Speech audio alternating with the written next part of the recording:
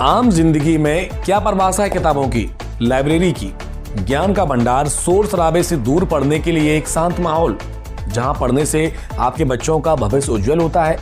लेकिन क्या आपने कभी सोचा है कि लाइब्रेरी बच्चों का भविष्य नहीं बल्कि मौत का कारण भी बन सकती है। मतलब कल्पना करना भी कितना डरावना है कि आप शांत कमरे में बैठकर अपना ध्यान किताबों में लगा रहे हैं और अचानक पैर रखने वाली जमीन आग का गोला बन जाए, चारों तरफ मौत आपको घेर ले और भागने का इकलौता दरवाजा आपकी उंगलियों के निशान यानी बायोमेट्रिक लॉक का मोहताज हो जाए। यह कोई कहानी नहीं है बल्कि उत्तर प्रदेश की राजधानी लखनऊ की हकीकत है। थोड़ा ध्यान दे लिए होते तो आज इतने सारे बच्चे सब बच गए होते। मेरा बेटा भी आज जिंदा होता, मेरा बेटा भी होता दुनिया में। जय हिंद, आप देख रहे हैं न्यूज नेशन 81 की स्पेशल पेशकश और मैं हूं आपके साथ शैलेंद्र कुमार राजपूत। आज देश की आवाज में बात होगी देश के भविष्य यानी सिर पर किताबों का बोझ लादे बच्चों की, और बात होगी उन बच्चों की जान से खिलवाड़ करने वाले लाइब्रेरी और कोचिंग संचालकों की, जो लाइब्रेरी की फीस तो समय से लेते हैं लेकिन सुरक्षा की जिम्मेदारी कौन लेगा। लखनऊ के आलीशान और शांत इलाका अलीगंज में 22 जून की दोपहर के ठीक 2:15 बजे जो हुआ, वो किसी को अंदाजा नहीं था कि जिस लाइब्रेरी में वो बच्चे अपने भविष्य का सपना बुन रहे हैं, वही लाइब्रेरी उनकी जिंदगी छीन लेगी।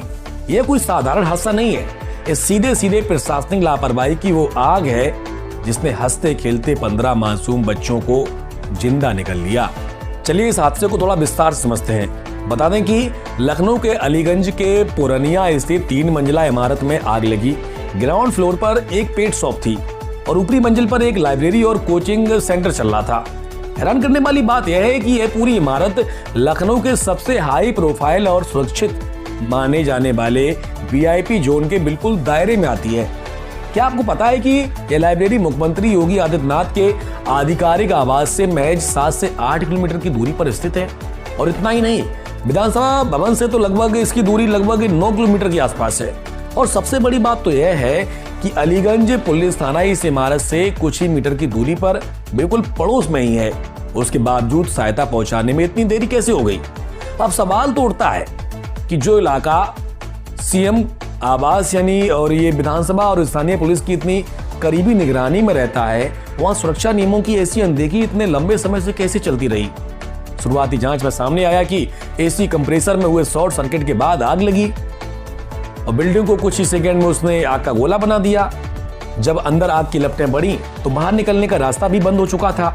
आधुनिक लाइब्रेरी का मुख्य दरवाजा थंब इंप्रेशन यानी कि ये जो थंब इंप्रेशन से खुलता है, बिजली करते ही वो दरवाजा हमेशा के लिए लॉक हो गया और बच्चे जो हैं वो अंदर ही कैद हो गए।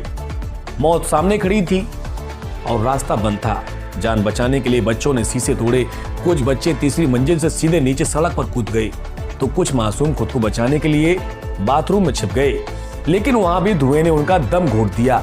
ये भी जानकारी सामने आई है कि इस 3 मंजिला अवैध कॉमर्शियल बिल्डिंग को गिराने का ऑर्डर साल 2016 में ही पास हो चुका था।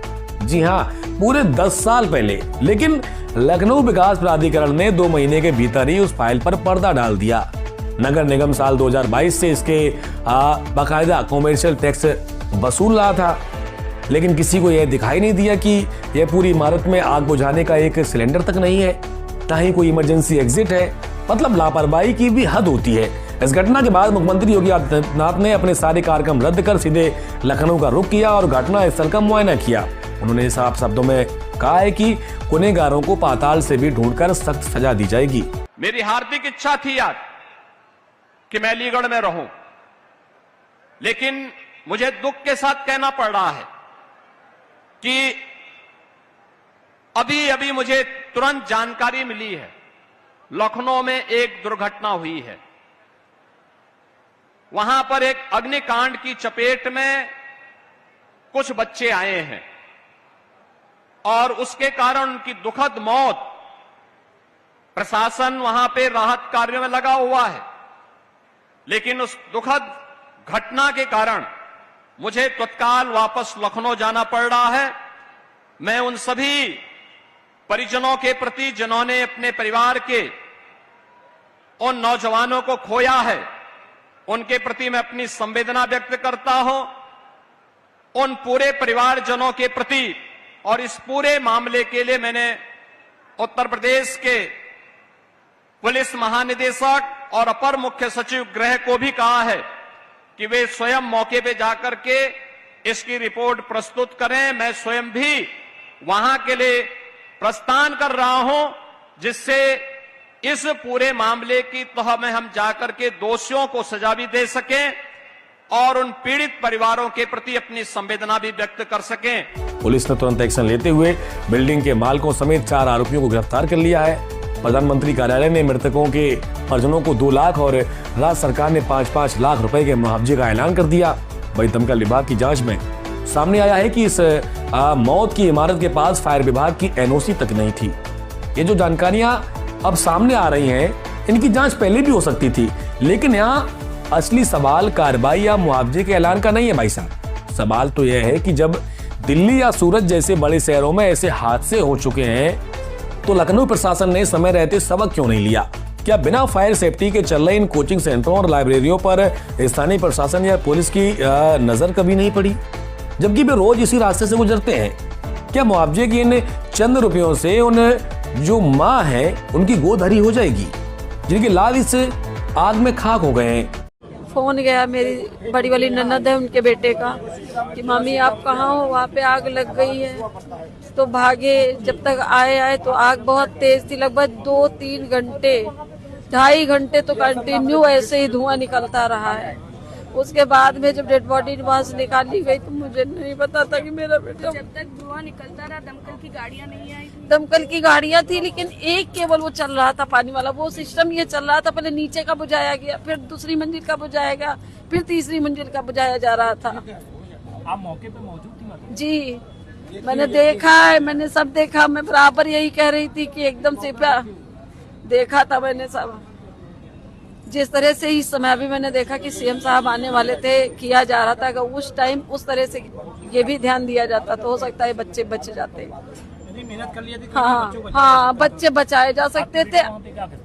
जॉब करता था, किस चीज में? कुछ आपको एनिमेशन कोर्स का ये स्टूडियो है। बस यही कहना है कि अगर जैसे आप लोग मीडिया वाले हो, आधी बात झूठी कहते हो, आधी बात सच्ची कहते हो।